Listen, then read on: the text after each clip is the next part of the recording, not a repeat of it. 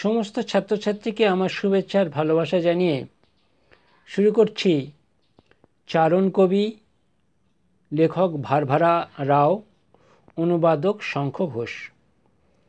তাহলে চলো শুরু করি। চারণ কবি, লেখক ভারভারা রাও, অনুবাদক শঙ্খ ঘোষ। নিয়মকানুন যখন সব লোপাট, আর সময়ের ঢেউতলা কালো মেঘের দল ফাঁসা লাগাচ্ছে গলায়, চুঁইয়ে পড়ছে না কোনো রক্ত, কোনো চোখের জলও নয়। ঘূর্ণিপাকে বিদ্যুৎ হয়ে উঠছে বাজ, ঝিরঝিরে বৃষ্টিও হয়ে উঠছে প্রলয় ঝড়। আর মায়ের বেদনাশ্রু বুকে নিয়ে জেলের গাড়র থেকে বেরিয়ে আসছে কবির কোনো লিপিকার স্বর। যখন কাঁপড় লাগে জিভে, বাতাসকে মুক্ত করে দেয় সুর, গান যখন হয়ে ওঠে যুদ্ধেরই শস্ত্র, কবিকে তখন ভয় পায় ওরা। কয়েদ করে তাকে, আর গর্দানে আরও শক্ত করে জড়িয়ে দেয় ফাঁস। কিন্তু তারই মধ্যে কবি তাঁর সুর নিয়ে শ্বাস ফেলছেন জনতার মাঝখানে। ফাঁসির মঞ্চ ভারসাম্য রাখবার জন্য মিলিয়ে যাচ্ছে মাটিতে, স্পর্ধা জানাচ্ছে মৃত্যুকে, আর তুচ্ছ ফাঁসুড়োকে দিচ্ছে ঝুলিয়ে। এটা তোমাদের পাঠ্য কবিতা, শঙ্খ ঘোষের লেখা চারণ কবি। আমি এটা পাঠ করলাম। এবার প্রথমে কবি সম্পর্কে কিছু বলি, তারপরে চারণ কবিতার বিষয়বস্তুতে আসব। কবি শঙ্খ ঘোষ, শঙ্খ ঘোষের সাহিত্যিক অবদান, তিনি কবিতা ও গদ্যের মধ্যে একটি সুন্দর সমন্বয় ঘটিয়েছেন। গদ্য, শঙ্খ ঘোষের গদ্য রচনাগুলিও উল্লেখযোগ্য, যেখানে তিনি বিভিন্ন বিষয়ে আলোচনা করেছেন। রবীন্দ্র বিশেষজ্ঞ, শঙ্খ ঘোষ একজন বিশিষ্ট রবীন্দ্র বিশেষজ্ঞ ছিলেন এবং রবীন্দ্রনাথ ঠাকুরের বিভিন্ন রচনা নিয়ে গবেষণা করেছেন। শঙ্খ ঘোষের উল্লেখযোগ্য কাজের মধ্যে রয়েছে ওঙ্কাম্পোর রবীন্দ্রনাথ, এক আমির আওরারান, কালের মাতা হে রবীন্দ্রনাথ, কালের মাতা হে রবীন্দ্র নাটক, ছন্দের বারান্দা, দামিনীর গান। শঙ্খ ঘোষের জন্ম হয়েছিল 1932 সালের 5ই ফেব্রুয়ারি, যা বর্তমানে বাংলাদেশের চাঁদপুরে অবস্থিত। তিনি একজন প্রখ্যাত বাঙালি কবি এবং সাহিত্যিক, যিনি বাংলা সাহিত্যে বিশেষ অবদান রেখে গেছেন। এরপরে আসি কবিতা লেখার প্রেক্ষাপট, অর্থাৎ এই চারণ কবির যে কবিতাটা, সেই কবিতার প্রেক্ষাপট কী ছিল। 1985 খ্রিস্টাব্দে দক্ষিণ আফ্রিকার বর্ণবিদ্বেষী বেথা সরকার একজন 30 বছর বয়সী প্রতিবাদী কবি বেঞ্জামিন মুলায়েজকে ফাঁসির সাজা দিয়েছিল। সাহিত্যিকের এই কণ্ঠস্বর রোধের বিরুদ্ধে গর্জে ওঠে গোটা বিশ্ব। ভারভারারাও এই মর্মান্তিক ঘটনার প্রেক্ষাপটেই রচনা করেছেন এই কবিতা। এক নজরে চারণ কবিতার বিষয়বস্তু। চারণ কবি এই কবিতাটি 3টি স্তবকে বিভক্ত। কবি এখানে অনৈতিকতার ভয়ঙ্কর শাসক দলের বিকৃত রূপকে তুলে ধরেছেন, যেটি সমাজের উপর এসে পড়ে, চারিদিক অন্ধকার করে তুলেছে, যেখানে নিয়মকানুন সব লোপাট হয়ে যায়। সাধারণ মানুষ যারা রাষ্ট্রকে পরিচালনা করে, তারা স্বাধীনভাবে কথা বলতে গেলে অকালে তাদের ঠাঁই হয় ফাঁসির মঞ্চে। এরপরে চারণ কবিতার বিষয়বস্তু। এদিকে ফাঁসির মঞ্চ মাটিতে মিশে যায় মৃত্যুকে, আর ভয় পায় না বিপ্লবীরা। ভবিষ্যৎ বদলের হাতছানি দেয় তাদের মৃত্যু ভয়কে উপেক্ষা করে। অবিরাম বিদ্রোহ প্রতিবাদ চলতে থাকে, শাসকের বুক কাঁপে। যে ফাঁসুড়ে এতদিন অপরাধ করে এসেছিল, সেই ফাঁসুড়ি ঝুলে পড়ে তারই হাতে গড়া ফাঁসির দড়িতে। ধ্বংস হয় স্বৈরাচারী শাসক, ধ্বংস হয় অন্যায় অত্যাচার। তবে এই অনাচার দীর্ঘস্থায়ী হয় না। কবির কণ্ঠ কেঁপে ওঠে, গান হয়ে ছড়িয়ে পড়ে আকাশে বাতাসে, চারিদিকে, যেখানে মানুষ শুনে তার। এক নজরে চারণ কবিতার বিষয়বস্তু। চারণ কবি কবিতাটিতে 3টি স্তবকে বিভক্ত করেছেন। কবি এখানে অনৈতিকতার ভয়ঙ্কর শাসক দলের বিকৃত রূপকে তুলে ধরেছেন, যেটি সমাজের উপর এসে পড়ে চারিদিক অন্ধকার করে তুলেছে, যেখানে নিয়মকানুন সব লোপাট হয়ে যায়। সাধারণ মানুষ যারা রাষ্ট্রকে পরিচালনা করে, তারা স্বাধীনভাবে কথা বলতে গেলে অকালে তাদের ঠাঁই হয় ফাঁসির মঞ্চে। তবে এ অনাচার দীর্ঘস্থায়ী হয় না। কবির কণ্ঠ কেঁপে ওঠে, গান হয়ে ছড়িয়ে পড়ে আকাশে বাতাসে চারিদিকে। যেখানে মানুষ শোনে তার গান, কবির কণ্ঠ কাঁপানো এই গান উজ্জীবিত করে সাধারণ মানুষের প্রাণ এবং তাদের মনে জাগে আশা, বেঁচে থাকার ভরসা। তবে শাসকের ঘুম উড়ে যায়, কণ্ঠরোধ করার প্রয়োজন পড়ে, ফাঁসি কাটে ঝোলানোর প্রয়োজন পড়ে তরতাজা প্রাণকে।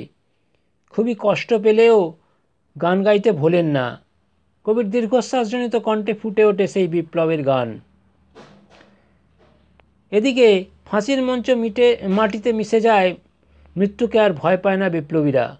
ভবিষ্যৎ দলের হাতছানি দেয়, তাদের মৃত্যু ভয়কে উপেক্ষা করে। অবিরাম বিদ্রোহ প্রতিবাদ চলতে থাকে। শাসকের বুক কাঁপে। যে ফাঁসুড়ে এতদিন অপরাধ করে এসেছিল, সেই ফাঁসুড়ে ঝুলে পড়ে তারই হাতে গড়া ফাঁসির দড়িতে। ধ্বংস হয় স্বৈরাচারী শাসক, ধ্বংস হয় অন্যায় অত্যাচার। এই ছিল কবিতার বিষয়বস্তু। তোমাদের কবিতাটা পড়ে শোনালাম, বিষয়বস্তু বললাম। এবার কতগুলো ছোট প্রশ্ন, অর্থাৎ 1 নম্বরের প্রশ্ন নিয়ে এবং তার উত্তর নিয়ে আলোচনা করছি। তার আগে ভূমিকাটি একটু বলে দিই। এই কবিতাটি তেলুগু ভাষার বিশিষ্ট কবি পেন্ডিয়ালা ভার্বারাওয়ের রচনা। তাঁর কবিতাগুলির মধ্যে উল্লেখযোগ্য হল ভবিষ্যতু চিত্তপটম কাব্যগ্রন্থের অন্তর্গত কবি কবিতা। এই কবিতাটিকেই, অর্থাৎ কবিতাটিকেই শঙ্খ ঘোষ বাংলাতে অনুবাদ করেছেন এবং নাম দিয়েছেন চারণ কবি। চারণ কবি কবিতাটি সেতুবন্ধন পত্রিকায় প্রথম প্রকাশিত হয়। এরপরে চলে যাই ছোট প্রশ্নে। 1 নম্বর, চারণ কবি কবিতাটির রচয়িতা কে? উত্তর, চারণ কবি কবিতাটির রচয়িতা ভারভারা রাও। পরের প্রশ্ন, ভারভারা রাওয়ের পুরো নাম কি? ভারভারা রাওয়ের পুরো নাম পেন্ডিয়ালা ভারভারা রাও। ভারভারা রাও মূলত কোন ভাষার কবি? উত্তর, ভারভারা রাও মূলত তেলুগু ভাষার কবি। চারণ কবি কবিতাটির অনুবাদক কে? চারণ কবি কবিতাটির অনুবাদক শঙ্খ ঘোষ। চারণ কবি কোন কাব্যগ্রন্থের অন্তর্গত? ভবিষ্যতু চিত্রপটম কাব্যগ্রন্থের অন্তর্গত। শঙ্খ ঘোষ অনুদিত চারণ কবি কোন পত্রিকার প্রকাশিত হয়েছিল? শঙ্খ ঘোষ অনুদিত চারণ কবি কবিতাটি সেতুবন্ধন পত্রিকায় প্রকাশিত হয়েছিল। ভারভারাও এর কারাবাসের ডায়েরিটির নাম কি? ভারভারাও এর কারাবাসের ডায়েরিটির নাম ক্যাপটিভ ইমাজিনেশন। ভারভারাও এর প্রথম কবিতা সংকলনটি কি? ভারভারাও এর প্রথম কবিতা সংকলনটি হল চালি নেগ্গালু। চারণ কবির মূল কবিতাটির নাম কি? চারণ কবির মূল কবিতাটির নাম কবি। মূল কবিতাটির নাম কবি। পরের প্রশ্ন, কোন কবিতা সংকলনটির মাধ্যমে ভারভারাও প্রথম সর্বভারতীয় পাঠকের কাছে পৌঁছতে পেরেছিলেন? Varavara Rao life of poetry, Varavara Rao a life in poetry. Varavara Rao a life in poetry কবিতা সংকলনটিতে কয়টি কবিতা সংকলিত হয়েছিল? ভারভারাও এর আ লাইফ ইন পোয়েট্রি কবিতা সংকলনটিতে মোট 48টি কবিতা সংকলিত হয়েছিল। চারণ কবি কবিতাটির স্তবক সংখ্যা কয়টি? চারণ কবি কবিতাটির স্তবক সংখ্যা 3। চারণ কবি কবিতাটির পংক্তির সংখ্যা কত? চারণ কবি কবিতাটির পংক্তির সংখ্যা 24। চারণ কবি কাদের বলা হয়? যে ভ্রাম্যমান কবি ঘুরে ঘুরে তার কবিতা ও ভাবনা সুর গেয়ে সাধারণের কাছে পৌঁছে দেন, তাকেই চারণ কবি বলা হয়। যখন সব লোপাট, কি লোপাট? উত্তর, নিয়মকানুন লোপাট। পরের প্রশ্ন, আর সময়ের ঢেউ তোলা কালো মেঘের দল। কালো মেঘের দল কি করছে? কালো মেঘের দল ফাঁস লাগাচ্ছে গলায়। চুঁয়ে পড়ছে না কোনো, কি চুঁয়ে পড়ছে? রক্ত চুঁয়ে পড়ছে। কিভাবে বিদ্যুৎ হয়ে উঠছে বাজ? উত্তর, ঘূর্ণিপাকে বিদ্যুৎ হয়ে উঠছে বাজ। ঝিরঝিরে বৃষ্টি কিসে পরিণত হয়ে উঠেছে? উত্তর, ঝিরঝিরে বৃষ্টি প্রলয় ঝড়ে পরিণত হয়েছে। বুকে নিয়ে জেলের গাড়র থেকে বেরিয়ে আসছে কি বুকে নিয়ে বেরিয়ে আসছে? মায়ের বেদনাশ্রু বুকে নিয়ে বেরিয়ে আসছে। জেলের গাড়র থেকে বেরিয়ে আসছে, কি বেরিয়ে আসছে? কবির কোনো লিপিকার স্বর। কোথা থেকে বেরিয়ে আসছে কবির কোনো লিপিকার স্বর? জেলের গাড়র থেকে বেরিয়ে আসছে লিপিকার কোনো স্বর। কবির কোনো লিপিকার স্বর বলতে কি বোঝানো হয়েছে? কবির কণ্ঠরোধ করা হলেও বেরিয়ে আসা প্রতিবাদী স্বর ও সত্তাকে বোঝানো হয়েছে। যখন কাঁপন লাগে, কোথায় কাঁপন লাগে? জিভে কাঁপন লাগে। যখন কাঁপন লাগে জিভে, তখন কি হয়? জিভ তখন বাতাসকে মুক্ত করে দেয় সুর। বাতাসকে মুক্ত করে দেয় সুর। সুর মুক্ত করে দেয় কাকে? উত্তর, সুর মুক্ত করে দেয় বাতাসকে। যখন হয়ে ওঠে যুদ্ধেরই শস্ত্র। কি যুদ্ধের শস্ত্র হয়ে ওঠে? যুদ্ধের শস্ত্র হয়ে ওঠে গান। শস্ত্র কি? শস্ত্র হলো প্রহরেণ, হাতে নিয়ে প্রহার করা হয় এমন অস্ত্রবিশেষ। গান যুদ্ধের শস্ত্র হয়ে উঠলে কি হয়? কবিকে তখন ভয় পায় ওরা। গান যদি যুদ্ধের শস্ত্র হয়ে ওঠে, কবিকে তখন ভয় পায় ওরা। তখন ভয় পায় ওরা কাকে? কবিকে ভয় পায়। কবিকে ভয় পেয়ে ওরা কি করে? কবিকে ভয় পেয়ে কবিকে কয়েদ করে। কোথায় আরও শক্ত করে জড়িয়ে দেওয়া হয় ফাঁস। গর্দানে আরও শক্ত করে জড়িয়ে দেওয়া হয় ফাঁস। কবি তাঁর সুর নিয়ে কোথায় শ্বাস ফেলেছেন? কবি তাঁর সুর নিয়ে জনতার মাঝে শ্বাস ফেলেছেন। কবি কি নিয়ে জনতার মাঝে শ্বাস ফেলেন? উত্তর, কবি সুর নিয়ে জনতার মাঝে শ্বাস ফেলেন। ফাঁসির মঞ্চ মাটিতে মিলিয়ে যাচ্ছে কেন? ফাঁসির মঞ্চ মাটিতে মিলিয়ে যাচ্ছে ভারসাম্য রাখার জন্য। কোথায় আরও শক্ত করে জড়িয়ে দেওয়া হয় ফাঁস? উত্তর, গর্দানে আরও শক্ত করে জড়িয়ে দেওয়া হয় ফাঁস।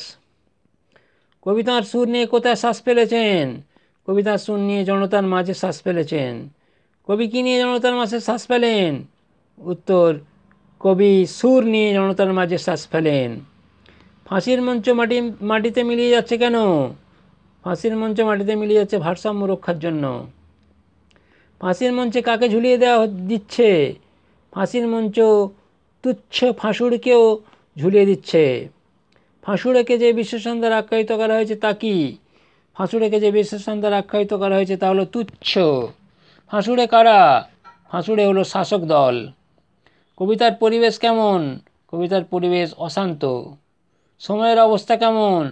সময়ের অবস্থা অন্ধকার। কবির মন কেমন? কবির মন বিদ্রোহী। সমাজের অবস্থা কেমন? সমাজের অবস্থা দমনমূলক। কবির উপর কি হচ্ছে? কবির উপর দমন করা হচ্ছে।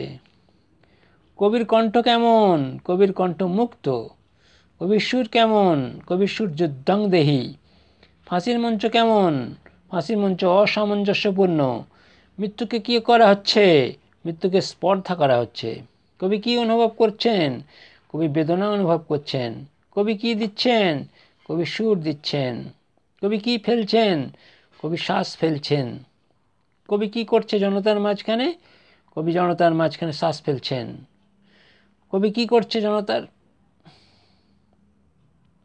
কবি কী করছেন জনতার মাঝখানে? কবি শ্বাস ফেলছেন। কবি কাকে স্পর্ধা জানাচ্ছেন? কবি মৃত্যুকে স্পর্ধা জানাচ্ছেন। কবি কাকে তুচ্ছ মনে করেছেন? কবি ফাঁসুড়েকে তুচ্ছ মনে করেছেন। কবি কী দিচ্ছে ফাঁসুড়েকে? কবি ফাঁসুড়েকে ঝুলিয়ে দিচ্ছে। কবিতায় কালমেঘ কার প্রতীক? কবিতায় কালমেঘ অন্ধকার শক্তির প্রতীক। কবিতায় ফাঁস কার প্রতীক? কবিতায় ফাঁস দমন এর প্রতীক। কবিতায় রক্ত জল কার প্রতীক? কবিতায় রক্ত জল বেদনার প্রতীক।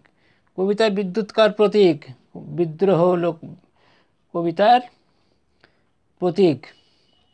কবিতায় বিদ্যুৎ কার প্রতীক? এই প্রশ্নটা আবার পড়ছি। কবিতায় বিদ্যুৎ কার প্রতীক? উত্তর, কবিতায় বিদ্যুৎ বিদ্রোহের প্রতীক। কবিতায় বৃষ্টি কার প্রতীক? বিপর্যয়ের প্রতীক। কবিতায় মায়ের বেদনাশ্রুত কার প্রতীক? কবিতায় মায়ের বেদনাশ্রুত জনতার দুঃখের প্রতীক। কবিতায় জেল কার প্রতীক? কবিতায় জেল দমনের প্রতীক। কবিতায় সুর কার প্রতীক? কবিতায় সুর সত্যের প্রতীক। এই গেল প্রশ্নোত্তরের পালা। আমি কবিতা ও প্রশ্নোত্তর নিয়ে আলোচনা করলাম। তোমাদের সকলকে শুভেচ্ছা আর ভালোবাসা জানিয়ে শেষ করলাম। সকলে ভালো থেকো।